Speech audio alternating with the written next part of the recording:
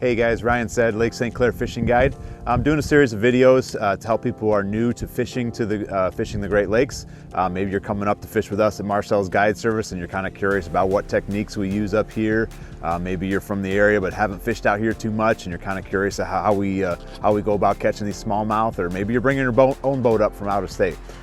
Just wanted to do some videos to show you the techniques that we use. So this video is going to be all about the drop shot. The drop shot is an essential tool out here. I want to give you the quick when, the what, and the how on the drop shot. Okay, so the when, anytime the water's wet, that's when you should throw a drop shot, right? It is a bait out here that works year round. About the only time that I find a few things work better is very early in the season. So April, maybe the beginning of May, we got water temperatures in the 40s to maybe low 50s. I find that a tube can work a little bit better, but I never leave the dock without a drop shot tied on. And I would say 90% of the time it's on my deck.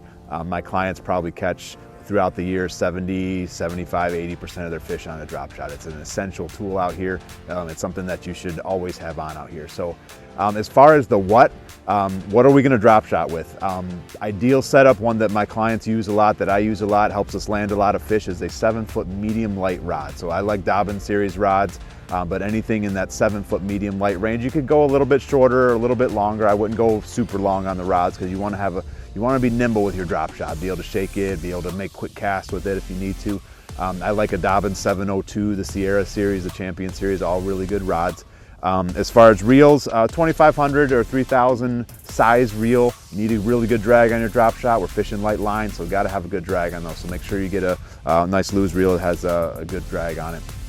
I like to throw braid with a fluorocarbon leader. I throw P-line 15-pound braid. I use an Alberto knot. It's a really good knot to use. It's very strong and it's pretty easy to tie, especially if you're new to doing the braid to the leader thing. Alberto's a great place to start. I really recommend that you do that. You're gonna hook a lot more fish, you're gonna feel a lot more bites, and just get really used to that. And I promise you're gonna land some more fish if you get set up with the braid using a fluorocarbon leader. I usually use 8 to 10 pound P-line fluorocarbon leader.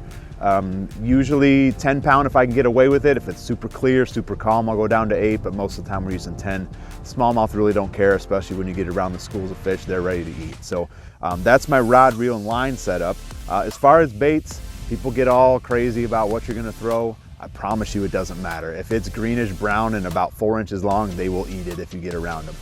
Once you get some bites, then you can play with some things. Maybe you find one thing works better, you get a few more bites on one thing, but don't get hung up on your baits as far as drop shots go. If you are around the fish and it's about 3 or 4 inches long and kind of some shade of green, I promise you they will eat it. So focus more on getting your bait in the right places.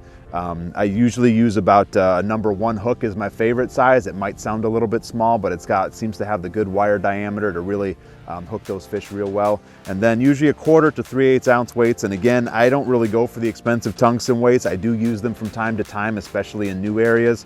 But just your own 3/8 ounce catfish sinker works real well. 1/4 ounce sometimes if it's super calm, but you get those windy days, sometimes we'll upgrade to a 3/8 ounce. But that's the what on the drop shot. It's a pretty simple setup. I would say the biggest thing that my clients have questions about is the braid to the leader. So make sure you learn that Alberto knot. Number 1 drop shot hook, 4-inch bait, 3/8 ounce weight, and you can catch all the fish in the lake if you get around them. As far as the how, biggest things, the tips that I give my clients when they first step in the boat is to make sure it gets to the bottom. I find a lot of times people make a nice long cast out there and the next thing they do is flip their bail over, and that's like the worst thing that you can do. That bait needs to get to the bottom on a slack line. Those fish eat it a lot on a slack line on the way down. I would say 20 to 30% of our bites happen on that initial fall. So it's very important that when you throw that out there, that you at least throw some slack in the line before you snap that bail over. Otherwise that bait's just gonna pendulum back to the boat and you're missing a 1/4 of the cast because the bait's not even down on the bottom where it needs to be. So make sure when you throw that out there that it's falling on a slack line. Have that discipline, the mental discipline, to make sure it gets to the bottom on that cast. If it's on the bottom, you're not doing it wrong. I personally don't do a lot of shaking. I do a lot of fishing the bait right here at my chest, just kind of pulling along like this, and then I'll reel up the slack and then I just pull a little bit. And I'll be honest, half the time I don't even fish out the whole cast. I usually fish about 50% of the way back to the boat, and then I make another cast out there. Again, my goal is to get around the fish. And if you get around them, you'll get bites, and then you can slow down and play with different techniques. But if you focus on getting that cast out there, making sure it gets to the bottom, hang it out on the bottom for a while. Smallmouth likes slack line. they're either hot or cold, right? Smallmouth either like a burning spinnerbait or a plastic that's doing nothing out there. They don't really, they're not really so much middle of the road fish like a largemouth can be sometimes. So my Dropshot spends a lot of time just kind of sitting out there, not doing a whole lot. And I'll pull it along a little bit. There's a lot of current in our Great Lakes. Let the current do the work. Let the wind do the work. So it's a very, I wouldn't call it dead sticking, but it's pretty close to it. That's the best way to fish a Dropshot. And of course, you can play around with other techniques as well. Sometimes they want it shaking, but for the most part, it's a very subtle approach. Smallmouth are very pleased with themselves when they find the bait. So you throw it out there and let them swim along and find it, and that's when you seem to get the most bites. So hopefully those tips help you. Of course, contact me if you have questions. I love talking fishing. Hit me up on Facebook, Instagram. I'm more than happy to answer any questions you've got. Thanks for checking out the video.